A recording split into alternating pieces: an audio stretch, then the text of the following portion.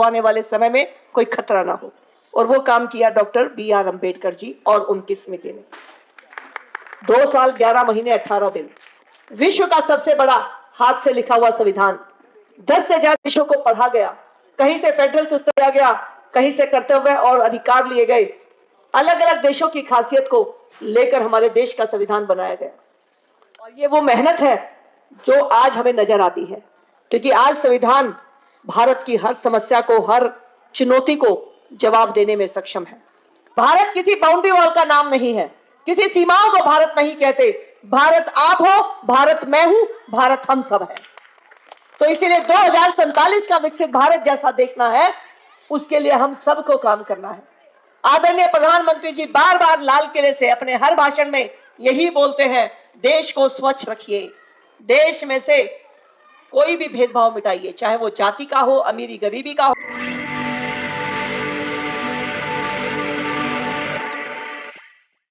Apartment में आज गणतंत्र दिवस का समारोह आयोजित किया गया। इस कार्यक्रम में मेरे साथ उपस्थित, मेरे साथ डिप्टी मेयर रहे, पार्षद रहे राजदत्त गहलोत, वर्तमान में 7 के वार्ड से पार्षद हैं, लेकिन आपको हमेशा मिलते रहते हैं, रामनिवास गहलोत जी, मुकुल डागर जी हमारे साथी जो लगातार आपके बीच में काम करते हैं, हमारे मंडल अध्यक्ष द्वारका ए से भाई जगमिंदर जी, कौटिल्य के प्रेसिडेंट और यहाँ पर उपस्थित मैनेजमेंट और सम्मानित सभी कौटिल्य वासियों को मेरा नमस्कार।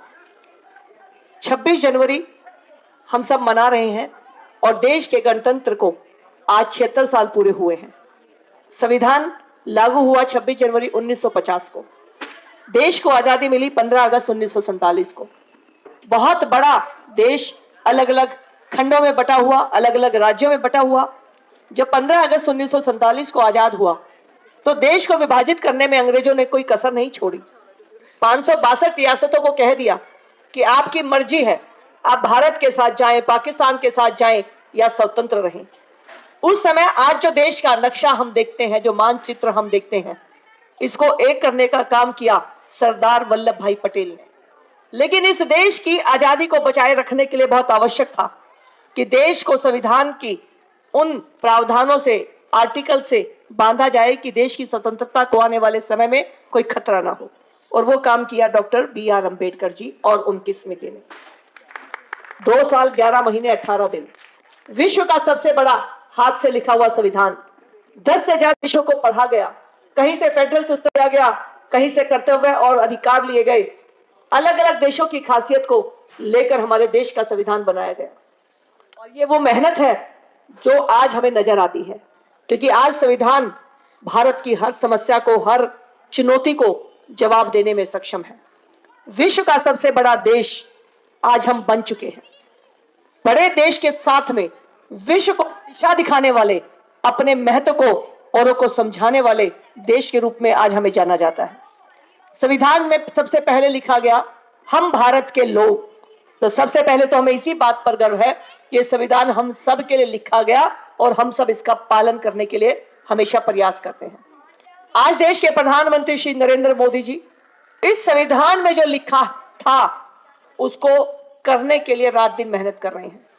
जब भारत आजाद हुआ उस समय पर जम्मू कश्मीर को कुछ शर्तों के साथ सरदार वल्लभ भाई पटेल ने देश में मिलाया और 370 और 35A की एक प्रावधान संविधान के अंदर डॉक्टर बी.आर. अम्बेडकर जी ने लिखा, लेकिन लिखा कि इसको बहुत जल्द हटा देना चाहिए। ये प्रावधान, ये आर्टिकल, ये धारा परमानेंट नहीं है। लेकिन देश के कमजोर शासन ने इसको इतने सालों तक चलाया। सौभाग्य है कि 2019 में आदरणीय प्रधानमंत्री नरेंद्र मोदी जी ने देश में एक निशान, एक प्रधान, एक विधान चलेगा, इस बात को स्थापित करने के लिए 370 और 35A को हटा दिया। कितना बड़ा दुर्भाग्य था कि 1952 में जब पहला इलेक्शन हुआ तब से लेकर 2019 तक जो भी देश के कानून बने, उस कानून के अंदर लिखा होता था कि ये देश के हर हिस्से में ये कानून लागू है और ब्रैकेट में लिखा होता था जम्मू कश्मीर को छोड़कर।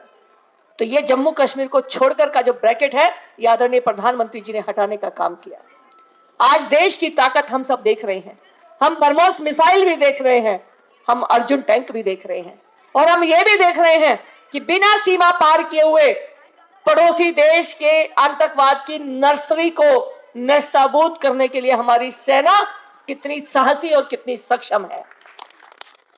हम सबको अपने देश के ऊपर गर्व है, लेकिन इस देश को अपनी कार्यों से, अपनी सेवा से महफूज रखने का काम देश के सैनिक जब कर रहे हैं, तो हमें भी अपनी जिम्मेवारी निभानी है।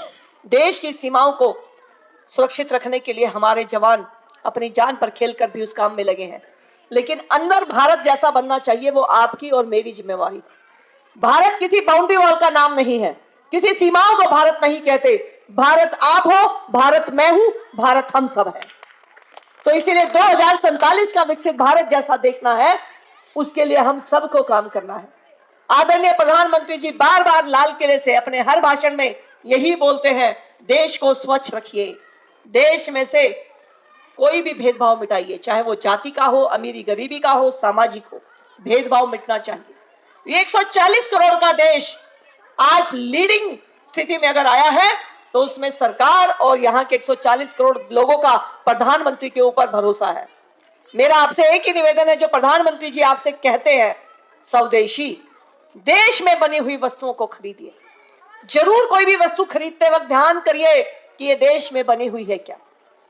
कई बार होता है कि नहीं मिलती, वो एक अलग बात है, ये आपको कई बार होता होगा कि नहीं लेनी, लेकिन अगर इसको स्वदेशी से कल्पना करेंगे तो मुझे लगता है स्वदेशी को आप आज की रेट में कहीं भी पीछे नहीं पाएंगे।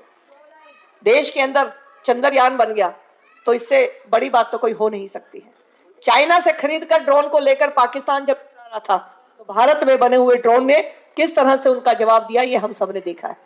तो आज 26 जनवरी गणतंत्र दिवस के इस मौके पर मेरा सभी क्षेत्रवासियों को बधाई देते हुए ये संदेश है कि इस भारत को 2047 में हम जैसा भारत देखना चाहते हैं, हमें उसके लिए खुद को वैसा ही बनाना होगा, और खासकर अगली पीढ़ी को संस्कार देने बहुत आवश्यक है।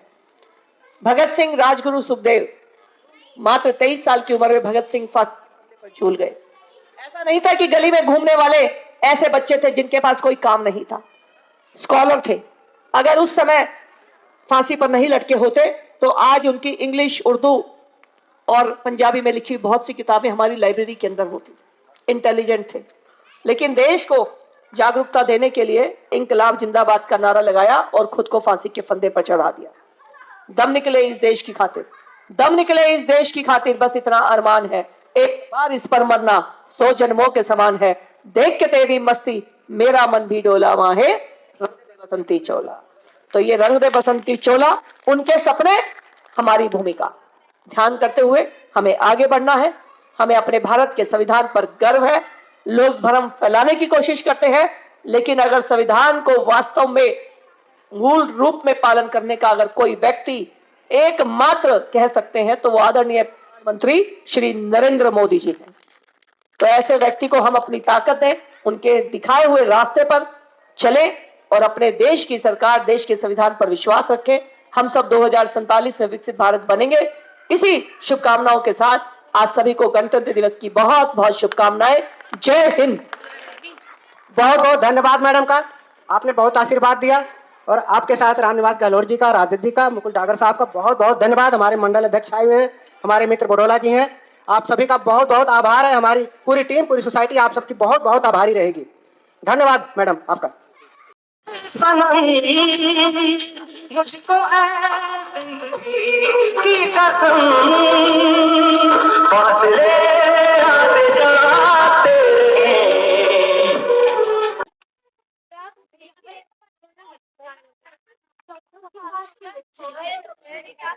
भैया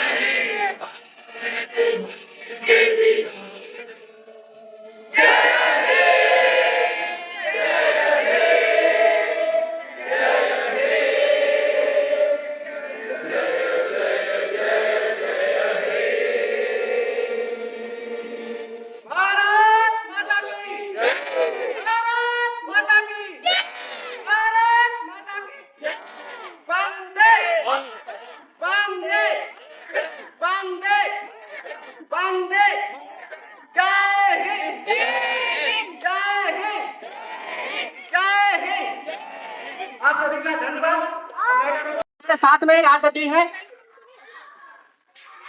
अच्छा, अब इसके बाद हमारे चेयरमैन दोनों mister Mahato and mister Miglani, कृपया मैडम का स्वागत करें, बहुत देर हो जाएगी मैडम का, फटाफट आ जाए, बुलाने की जरूरत न पड़े। और हमारे महिला जी प्लीज महतो आइए, आइए फटाफट आप लोग। हाँ कोई बात नहीं, आप लोग स्वागत करिए, बस एक ही में खड़े हो जाइए, साथ में खड़े हो जाइए। आर्या जी, हाँ वाहिद जी, मिस्टर वाहिद हमारे जी, और आर्या जी, और क्या नाम है मोंटी जी, नितेश भाई, एक साथ स्वागत करें सब लोग, फटाफट मैडम का स्वागत करिए और जोरदार तालियां बजनी चाहिए। हमारे बडोला जी, हमारे आदरणीय मित्र बडोला जी स्वागत करेंगे मैडम का। हमारे मिस्टर भंडारी और मिस्टर जौहरी जुगरान जी, फटाफट आइए, सबको स्वागत करिए।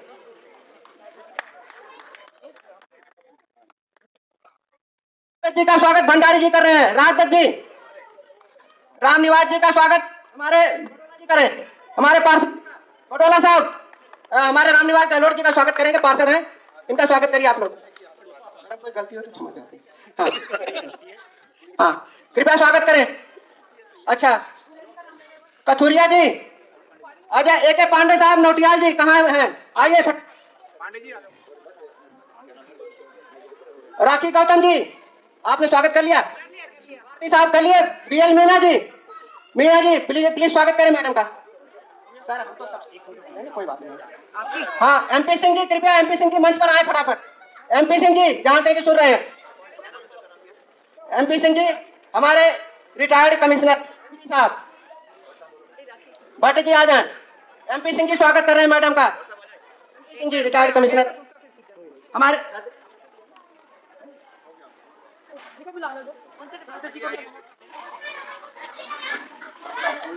हेलो, और कोई रहे तो नहीं?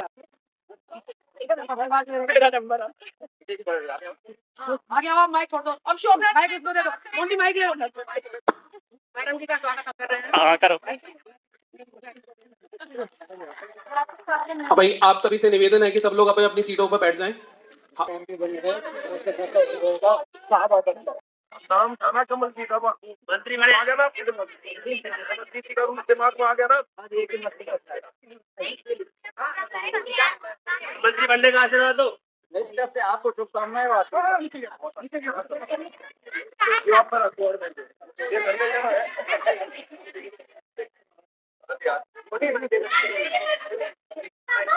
बीच में द्वारका के पार्षद आए हुए हैं, आदरणीय रामनिवास गहलोत जी, जो हमारे कर्मठ के पार्षद हैं, और उनके साथ जो हमारे भूतपूर्व पार्षद मिस्टर राजदत्त गहलोत, इनका तो बहुत बड़ा एहसान है। हमारे स्वर्गीय राजेश गहलोत का भी हम बहुत करते हैं कि उन्होंने बहुत हमारे इस सोसाइटी के लिए बहुत कुछ किया है, और हम राजदत्त जी का भी बहुत आभारी हैं, जो हमारे दोनों पार्षद आए हैं। और साथ में मैडम जी तो राष्ट्रपति पुरस्कार से सम्मानित है, इनके बारे में कुछ कहने की मैंने दिखाने के बराबर है। मैं मैडम जी का बहुत आभार व्यक्त करता हूँ। मैडम इस सोसाइटी के अंदर आप पहली सांसद हो जो 26 जनवरी पे आप हमारी सोसाइटी की शोभा बढ़ाए, हमारी टीम का आपने मान रखा, इसके लिए पूरी टीम हमारी आपकी बहुत धन्यवाद करती है, बहुत आभारी है। अब मैं राजदत्त जी को देता हूँ। हमारे मंडल के द्वारका भी के अध्यक्ष जगमंदर जी भी हैं, वो भी आए, और मुकुल डागर जी, मुकुल जी आओ भाई, इनका भी स्वागत करा। भारद्वाज जी मुकुल डागर जी सबसे कर्मठ और सबसे प्रिय मित्र हैं हमारे, यही हैं जो हमारे बीच में कड़ी हैं, जो मैडम को लाने में इन्होंने बहुत अहम भूमिका निभाई है। इतना बिजी आवर में इन्होंने मैडम ने हमें समय दिया, इसके लिए मैं मैडम का बहुत ऐसे शांत मत। अब मैं